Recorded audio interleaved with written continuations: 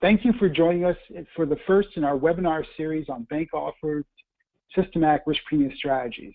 Today's topic is an overview of both these strategies and the industry. I'm Jerome Abernathy, Managing Partner of Stonebrook Capital Management, the sponsor of the series. It's my pleasure to introduce today's speaker, Tashil Farkas. Tashil runs the investable index marketing effort for JP Morgan's America's institutional clients. His team works with investors spanning asset managers, insurance companies, pension funds, and corporates on index-based solutions, both for hedging risk and as portfolio investments. He's spoken at numerous conferences in North America and Latin America on the topics of risk premia and liquid alternatives. He joined JP Morgan in 2004 and has worked in the New York, London, and Johannesburg offices. So with that, let's get started. Tashil? Thank you so much for the introduction, Jerome. I'm very excited to be talking on a topic that I'm particularly passionate about and very focused on. This is the introductory series to risk premia, and what I thought we'd do is focus on clarifications, understanding what exactly these topics, the topic of risk premia means, and giving a few examples as an overview. Now, in financial media, in the press, the term smart beta, liquid alternatives, risk factors are being used all the time. There's a lot of hype around it and a lack of clarity, let's say. On the slide called Trending Today, you have a number of what I think are potentially used as synonyms, but sometimes incorrectly and sometimes with different levels of understanding. Today's presentation will attempt to break this down.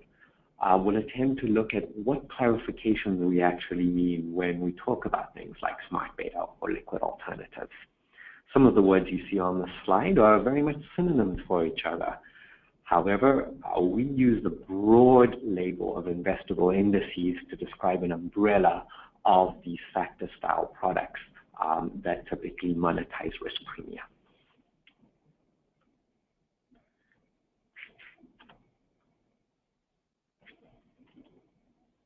So let's jump into what we're going to attempt to achieve today.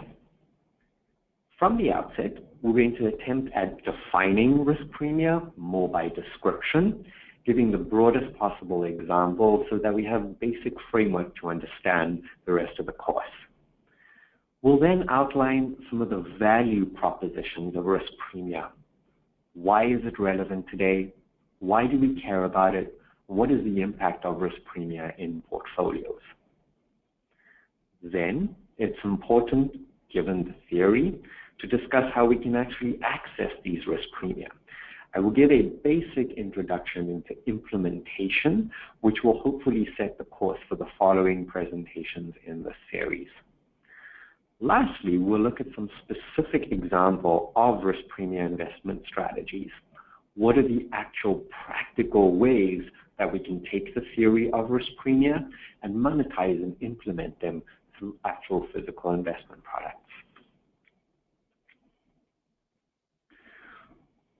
So let's jump in. Let's talk about what risk premia are, what the theory says, and what it means for investors. Risk premia are excess returns generated as compensation for taking on fundamental structural risks in the market. That's the classical definition. There is a risk taken for a specific return. Now, it's also key when defining risk premia to understand what risk premia are actually not. They are very distinct from the traditional sources of beta or market exposure. Your linear equities, your linear bonds, these are not what risk premia are defined to be. They are also not true alpha. True alpha, in many cases, would represent a riskless outperformance by a riskless excess return. The key to risk premia is that they're not riskless. There is an inherent understanding of specific risks being taken for the compensation achieved. Now, despite being very widely familiar and widely invested in, some types of risk premia still persist, have persisted, and are expected to continue to persist. We will look at some of these structural reasons and specific risk factors or risk premia through this presentation as well. So what are examples of risk premia? What are the major premia that exist in the market? Most academic and theoretical research will define several risk factors. We've chosen today to focus on 4 of them. The first one being volatility, which aims to monetize the premium that exists between implied and realized rates in the options world. The second one would be carry, which is investing in or buying higher yielding assets and divesting or shorting lower yielding assets and profiting from that specific differential. The third risk premia bucket we'll focus on is value, which plays on the potential for mean reversion of assets to their fair value. Finally, we'll look at momentum, effectively assets that have performance and performed well. The expectation is that they will continue to do this. Now, there are many other risk factors or risk premia, and again, I will use those terms interchangeably. For example, a liquidity premia or an inflation premia. The universe of premia is effectively much broader than these 4. However, from an investability perspective, many such as liquidity are often captured by these 4, and these tend to be the most common that our investors or that many investors think about. So we'll choose to focus on these, but with the caveat that this is not an exhaustive list by any means. Let's distinguish with a little bit more clarity what risk premia actually mean. I mentioned in a couple of slides ago that risk premia is very, very distinct from your traditional beta and very distinct from true alpha. What this specific slide 4 is going to delineate is the breakdown of risk premia or risk premia from your traditional alpha and your traditional asset beta. So we discount traditional asset beta as not encompassing risk premia in any way.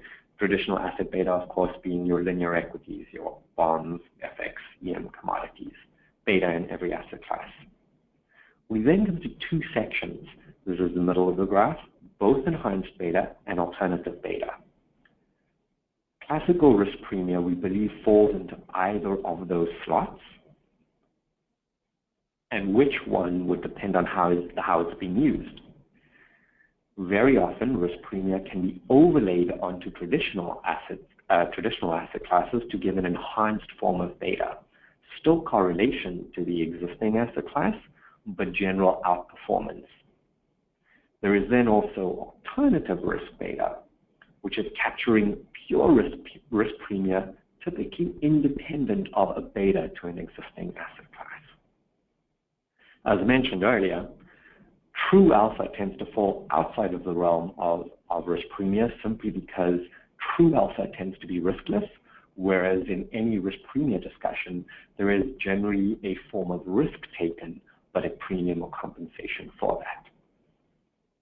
How a risk premia would differ from your traditional asset beta is that the general trend is for both Sharpe ratios, rebalancing activity to be higher.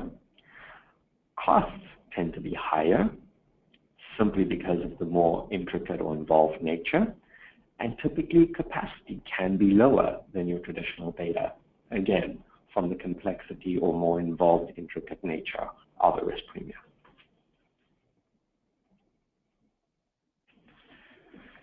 Let's go into exactly why these 4 risk premia styles were chosen and talk in a little bit more detail about it.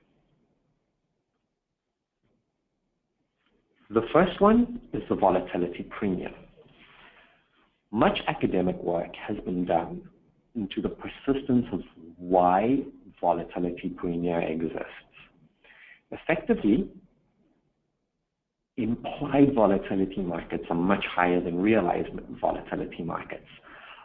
over time. The reason for this is that selling volatility in markets typically corresponds to, say, selling hedges or an insurance-like contract on both equity and other beta downside movements. There is typically an imbalance between the supply and the demand of volatility in a market. It's typically really only dealers who are selling volatility, whereas most portfolios from the long side will be wanting to buy volatility as a protective measure. This supply and demand imbalance has historically led to a premium being placed on the implied volatility markets. Another factor contributing to this premium is the asymmetric downside. In selling volatility, the seller gets typically only a fixed premium, whereas the buyer would then have most of the upside, or on the flip side, downside of negative performance. So both the structural imbalance between supply and demand and the asymmetry of profile has created this premium, which is tended to exist, or this premium supply and demand, or this premium, I should say, implied to realize volatility, that has persisted over multiple asset classes to varying effects over time. The graph we see shown on this particular slide 5 is going to show different asset classes and the implied to realized volatility spread over time. We notice that it can be more pronounced in certain asset classes than others, but there tends to be a clustering effect that during a crisis time or general market drawdown, most implied to realize volatility strategies are going to perform particularly poorly, as we see around 2008, 2009.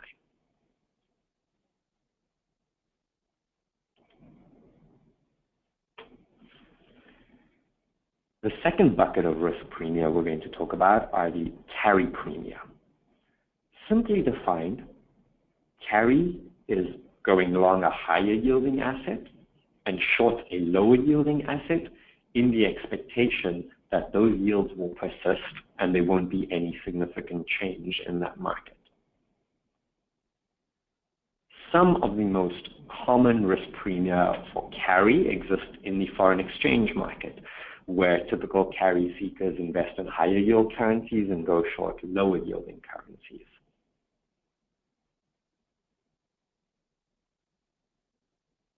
The expectation is that the forward curves in these currencies will not actually materialize, and that the higher yielding currency will not depreciate as severely as the forward curve implies.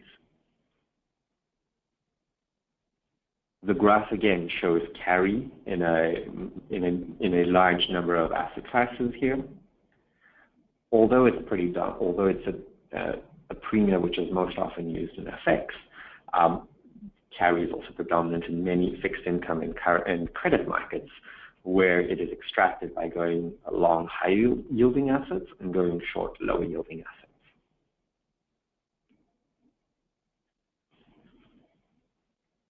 The value premium, at least in equities, implies that stocks with a high book market ratio and earnings yield will tend to outperform the market. Value relies on the principle that investors underestimate the speed at which earnings growth will mean revert. Extended outside of equities, this is effectively an underestimation of the speed at which prices would tend to mean revert.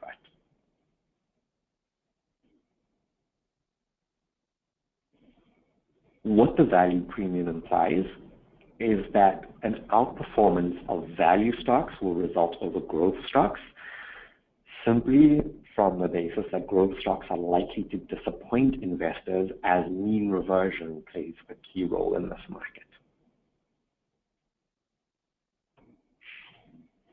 Now, mean reversion is effectively the opposite of a momentum trade. Momentum, again, one of the most classical risk premia, is effectively a herd mentality of investors. It's the chasing of both positive and negative returns. Much of momentum theory is rooted in behavioral finance, where investors are expected to over or typically under or overreact typically to market news.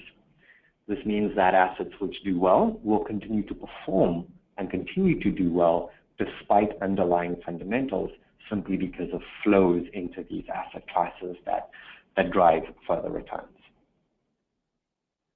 Momentum tends to have both a longer-term implication and a shorter-term symptom. We see microstructure effects like stop-loss strategies and protective puts actually driving short-term momentum, whereas longer-term portfolio allocations can drive longer-term momentum.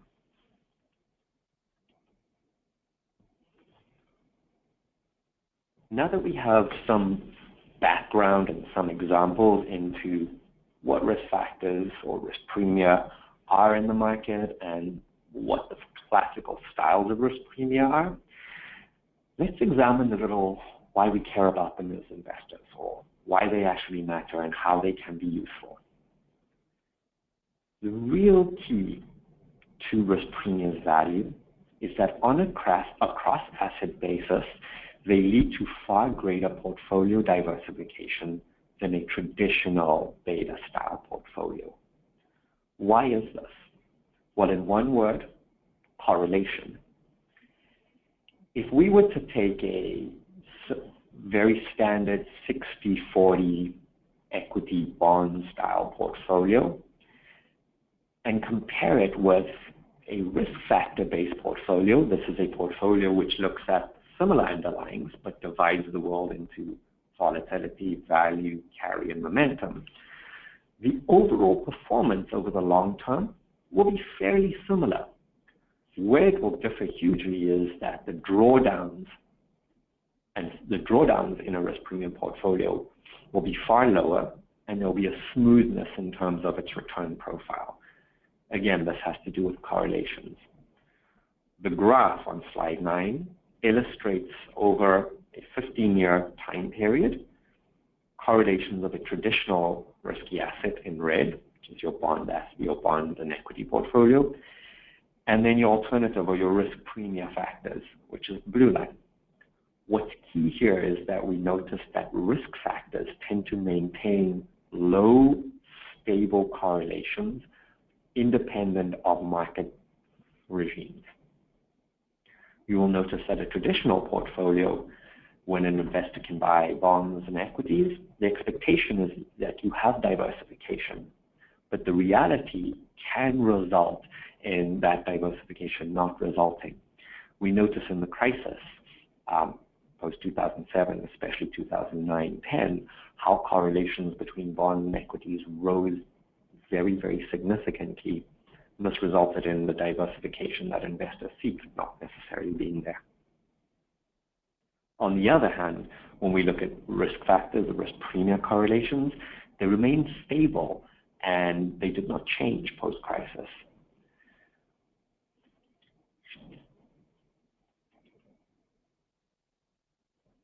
When we think about why risk premia has become so relevant or has become a topic of such discussion in the last few years, much of it was driven in the post-crisis world. The predominant investors in risk premia at the time of the crisis had looked at their portfolios and had shown actual results of low correlation, while most typical portfolios were undergoing significant drawdowns in the crisis. This led to a closer examination of these correlations of specific risk premia. And you'll notice on slide 10, when we run multiple asset classes and multiple risk premia, the graph is full, not with much red. Red here being correlations that are greater than 30%. You notice here that these correlations are actually very minimal when we look at risk factor across different asset classes. This is the key to effective portfolio diversification, not just a series of underlying assets which will have low correlations, but ones which maintain their correlations independent of what market environment is doing. The graph on slide 11 is probably the most meaningful one in terms of explaining the value of risk premia. This looks at the average correlation across some of the risk premia factors we've discussed. This takes into account your traditional data, your carry, your momentum, your value, and your volatility. We'll notice over the longest historical time period that we have good data available, correlations of this average portfolio hover very close to zero and consistently so. This low correlation is extremely impactful from a portfolio diversification perspective.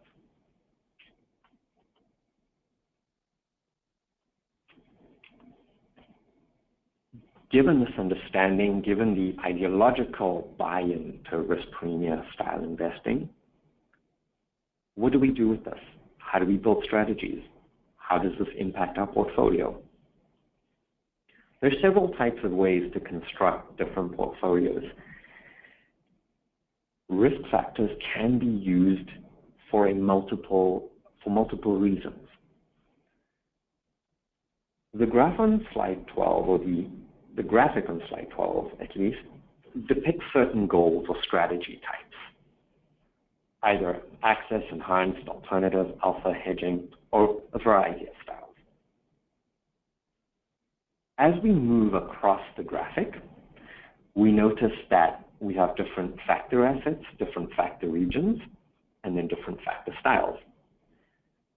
So these factor styles can then be mapped onto different factor assets or different factor regions, depending on what the strategy type goal is. Once we have this mapping and choose different factor styles, we can then use different risk methods to construct a portfolio, fixed weights or market weights on the different types of carry or momentum strategy. We then get to a portfolio build-out, which I'll discuss in a few slides later. Let's go a little bit of a reminder into what these factor styles are before we go into actual strategy construction.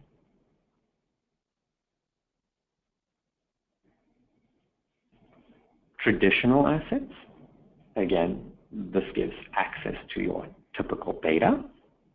Examples of these would be in equities, the S&P 500, in commodities, the S&P GSCI or the BCOM index, in currencies, perhaps the DXY. Carry, as a reminder, are the returns derived from holding higher yielding assets and typically shorting lower yielding assets.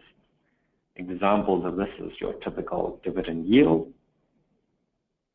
Momentum can exist both cross-sectionally within different asset classes or as a time series when you look at long-term performance of a specific asset class. What this does is it monetizes trends in the price movement across asset classes and across time. The behavioral bias for assets which have performed well to continue to perform well. Value, as a reminder, attempts to monetize the divergence of asset prices from their fair value. Some examples of value metric include book-to-price ratios and purchasing power, parity, and effects. Value relies on the presumption that assets will tend to mean revert rather than continue the momentum bias. Volatility, as a reminder, compensation for accepting some downside risk, typically the selling of optionality, option writing, or vol swap selling. What the previous discussion has shown is these factors tend to be orthogonal, meaning unrelated or have lower correlation. Now that we understand these risk premia persist, we understand examples of them, how do we invest in them? How do we capture them, and how do we build portfolios with them? I want to define again for a second what investable indices are. This is the broader universe of benchmark replicators or alternative betas. These allow investors to access specific market risk, whether they be beta, enhanced beta, or alternative beta. Investable indices are the entire universe of both benchmarks and risk premia alternatives. Now, systematic strategies are a subset of investable indices. Systematic strategies seek to replicate strategies that capture these risk premia. They can often go both long and short the underlying. Systematic strategies rely on predefined rules that make trading decisions. They are designed to typically outperform traditional benchmarks or be uncorrelated to these traditional benchmarks. The key behind systematic strategies being used to access risk premia are the characteristics you see on the right-hand side. They typically have daily liquidity profiles. They enable the accessing of risk premia. They are transparent and rules-based, meaning there is no manager involved. There's typically a predefined rule which defines how the index will work. They're cost-effective from a transparency perspective in that there's typically one fee associated with how the product works. And they tend to have flexible delivery formats, meaning a number of structures in which an investor can actually access them. What makes up the systematic strategy? So there are three actual main components when a strategy is being built to monetize a risk premia in, say, carry or momentum. The first one is going to be the basket of underlying liquid assets. This can be multi-asset, but for the most part, it tends to be focused on a single asset class, equities or FX, for example. Within that asset class, each of the assets will then have a weight.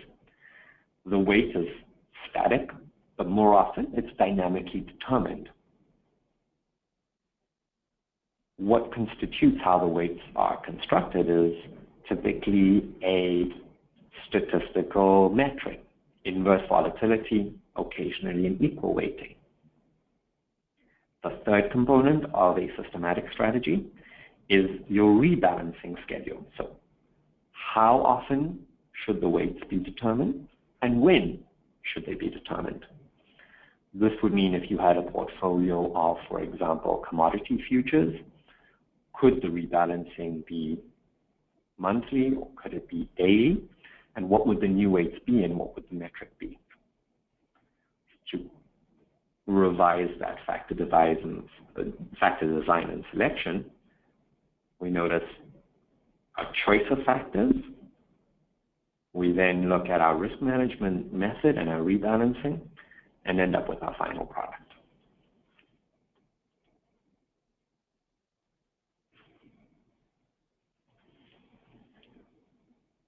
Given that we have these indices, what are some of the ways we see investors look at accessing the specific market? Institutionally, the most common means of accessing a risk premium is via a total return swap. Within a total return swap, there is simply an agreement to exchange the cash flows corresponding to the gains or losses from a rules-based systematic strategy. An investor who buys the total return swap will have no tracking error to the underlying benchmark, independent of the specific fee that's charged. The advantage of a total return swap for a specific investor is, outside of the lack of tracking error, the exposure can be gained in a leveraged fashion. What this effectively means is that in a swap format, $100 of investment does not necessarily need to be made for $100 worth of exposure. A second method of accessing risk premium would be a structured note. A structured note embeds a swap or derivative into effectively the debt of an issuer. The payoff is still rules-based, But one of the key considerations here is that the investor owns debt of the issuer. Another form of access to the risk premium would be a fund, where an entity is effectively managing assets according to the rules-based strategy developed for the purpose of monetizing select risk premium. Whereas the fund doesn't have the credit risk associated necessarily with the issuer, like a structured note does, the fund can deviate from the benchmark. We've noticed meaningful differences in terms of the types of access vehicles used based both in region and both on the underlying investor type. The common experience we've noticed is that the bulk of institutional style investors within the US region tend to focus on the total return swap style access product. We do, however, notice an increased emergence of fund-type products where portfolio allocation is done by a manager and specific value is often extracted from the selection and timing of different risk factors within the fund structure. More on the access of risk premia will be discussed in a later presentation, although I do hope that this does lay some of the foundations for understanding the basic three ways of actual access.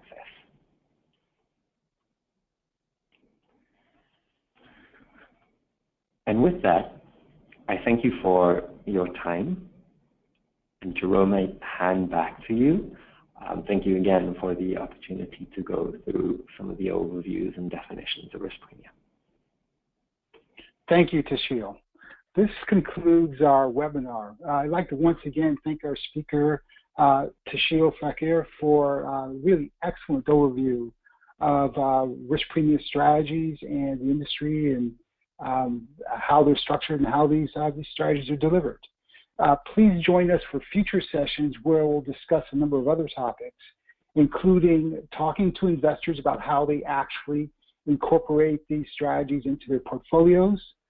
We'll talk about due diligence and the issues involved in that, and we'll address some of the operational issues of actually investing in these strategies through the various vehicles that Tashil discussed.